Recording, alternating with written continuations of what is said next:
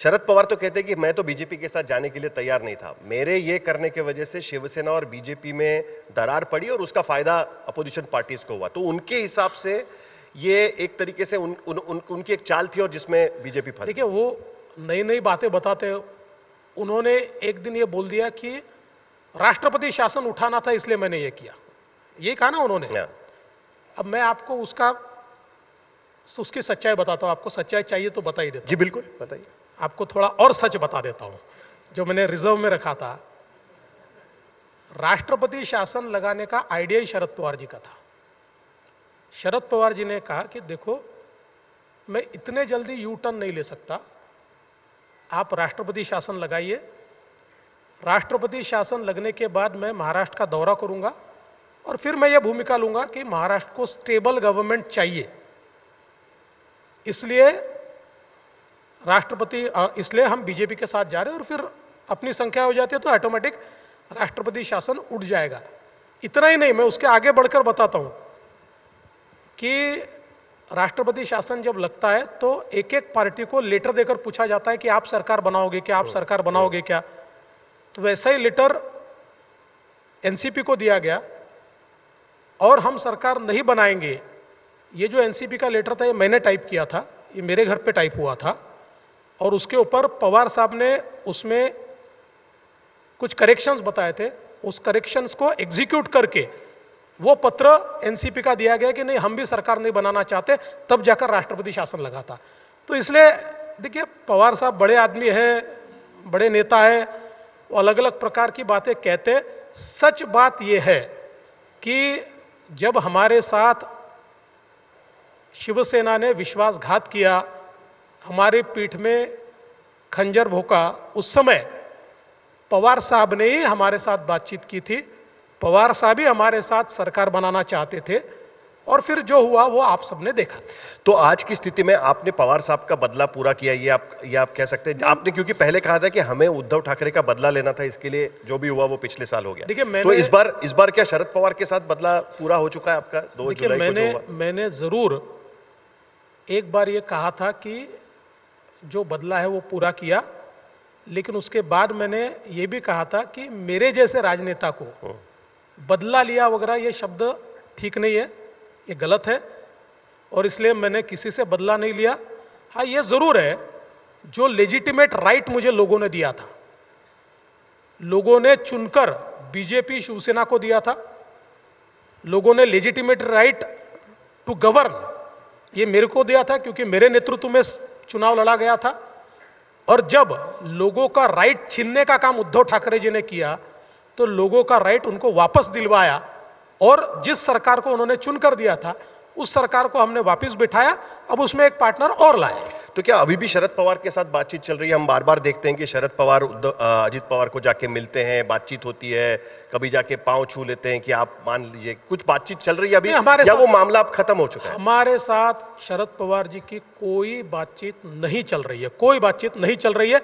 अजित पवार जी के साथ चल रही होगी तो मुझे पता नहीं है।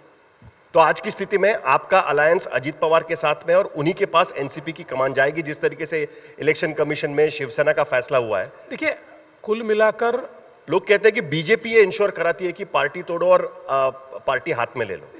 अरे भाई, तो आप ऐसा क्यों करते हो कि आपकी पार्टी टूटती है? आपकी पार्टी आपने बचानी चाहिए, हमने थोड़ी ठेका लिया आपकी पार्टी बचाने का। हमको राजनीति करनी है, हमारे पॉलिटिक्स में तो हम लोगों को जहां अपॉर्चुनिटी मिलेगी हम आगे जाएंगे।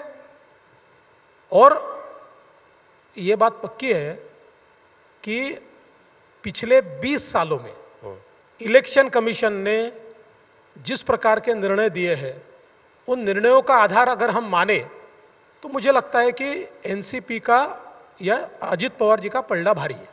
आपने कहा कि लेजिटिमेट सरकार बनाने का मौका दिया था आपको मौका दिया गया था, बीजेपी नंबर 1 की पार्टी महाराष्ट्र में बनी। 2022 में भी जब यह मौका आया तब बीजेपी नंबर 1 पार्टी होने के बावजूद आपने एकनाथ शिंदे को मुख्यमंत्री बनाया। अभी चैलेंज आपके पास यह है कि आगे लोकसभा चुनाव होने वाले हैं। लोग कहते हैं कि अगर, मतलब ये चर्चा काफी है महाराष्ट्र में, आपने भी सुनी होगी, कि अगर सुप्रीम कोर्ट का फैसला होता है या फिर स्पीकर का फैसला एकनाथ शिंदे के खिलाफ जाता है डिस्क्वालिफिकेशन पिटिशंस में 10th शेड्यूल के अंडर, तो हो सकता है कि विधानसभा चुनाव लोकसभा चुनाव के साथ आए। ऐसी सूरत में आपका 3 पार्टी अलायंस किस तरीके से सीट डिस्ट्रीब्यूशन करेगा, क्योंकि वो सबसे बड़ा चैलेंज होगा, आप सबसे बड़ी पार्टी है। देखिए, आप बहुत हाइपोथेटिकल बात करते हैं। राजनीति में ऐसी हाइपोथेटिकल बात होती नहीं है। लेकिन मैं आपको एज ए लॉयर, मैं लॉयर भी हूं, एज ए लॉयर बताता हूं कि जिसने इलेक्शन कमीशन का शिवसेना के मामले में फैसला पढ़ा है, वो ये 100% समझ सकता है कि स्पीकर के सामने भी शिवसेना की केस ज्यादा मजबूत है।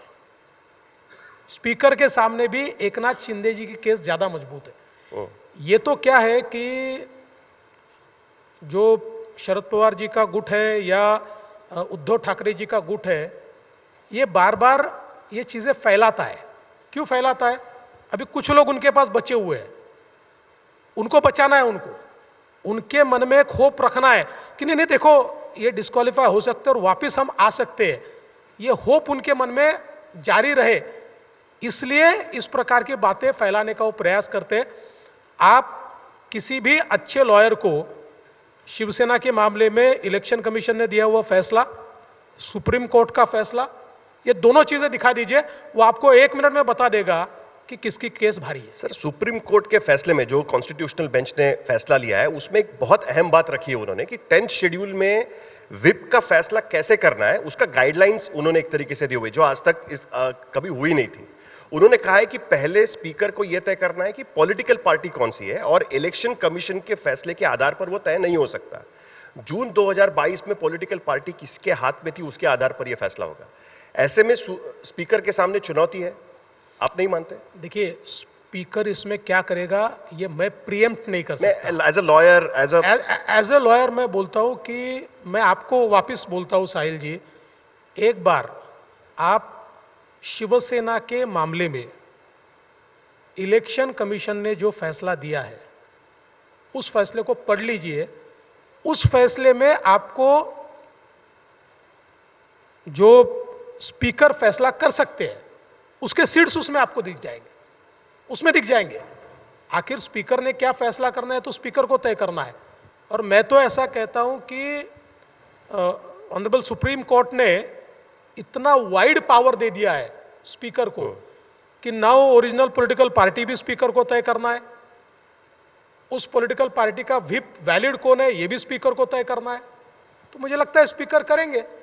मैं जहां तक शिवसेना की बात करता हूं या एकनाथ शिंदे जी की बात करता हूं, एज ए लॉयर, मैं अगेन बोल रहा हूं, एज ए लॉयर मेरा यह मानना है इट्स अ